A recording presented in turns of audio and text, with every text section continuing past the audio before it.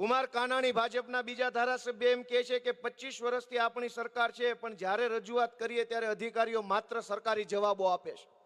થઈ જશે, જોઈ લઉં છું, મીટિંગમાં છું, કાલે કરીશ.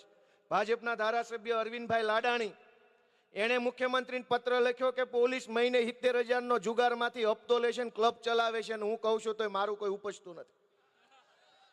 ભાજપના ધારાસભ્ય સંજયભાઈ કોરડિયાએ લખ્યું છે કે કોઈ અધિકારી કામ કરાવવા જઈએ તો રૂપિયા માગે છે. ભાજપના ધારાસભ્ય ડીકે સ્વામીએ લખ્યું છે કે હોસ્પિટલમાં દર્દીઓ માટે સારી સુવિધા મળતી નથી અને અમે રજૂઆત કરીએ તો કોઈ સાંભળતું નથી. ભાજપના ધારાસભ્ય યોગેશ પટેલે લખ્યું કે જિલ્લા કલેક્ટર કચેરી ભ્રષ્ટાચારનો અડ્ડો બની ગયું છે અને સરકારનું કોઈ નિયંત્રણ નથી.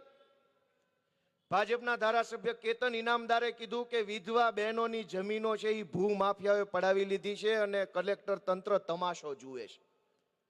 ભાજપના ધારાસભ્ય અમૂલ ભટ્ટે એવું કીધું કે ટ્રાફિક